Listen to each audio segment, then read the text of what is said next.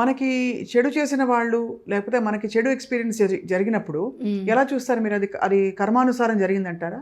డెఫినెట్గా అండి. లేకపోతే మన థాట్స్ వల్ల జరిగిందా, మన యాక్షన్స్ వల్ల జరిగిందా? యాక్చువల్లీ ఏంటంటే ఒకరు మనకు చెడు చేస్తున్నారంటే మన వరకు చేసుంటామని అంటారు. అది నాకు నిజంగా తెలుసు నాకు తెలియదండి, కానీ ఉండొచ్చేమో, మేబీ ఉండొచ్చేమో కదా. అంతే. సో కాబట్టి మనం ఏదైనా చేసుంటామేమో, నేను అదే అనుకుంటా. ఇప్పుడైతే ఏదైనా ప్రాబ్లం వచ్చింది అనుకో, నేను ఎంత ఈగోతో ఎలా ఈగోయిస్ట్గా ఉన్నానో ఏంటో పూర్వజన్మలో. ముందు అస్సలు నమ్మేదాన్ని కదండి, పూర్వజన్మ పునర్జన్మ అంటే నేను నమ్మను.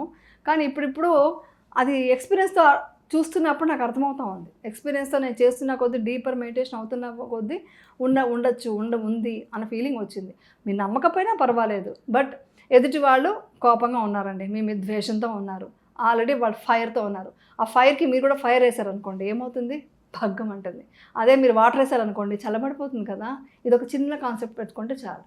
ఎదుటి మనిషి ఎంత ద్వేషిస్తున్నా కూడా మీరు ఒక స్మైల్తో వెళ్ళిపోయారనుకోండి, అక్కడతో అణిగిపోతుంది. ఫైర్కి మీరు ఫైర్ వేయద్దు, పెట్రోల్ వేయద్దు, వాటర్ వేసేసేయండి అంతే. అప్పుడు మీరు శాంతంగా ఉంటారు, మనశ్శాంతిగా ఉంటారు. ఇంకా పెరగదు కదా, ద్వేషం పెరగదు, ఆగిపోవచ్చు కూడా.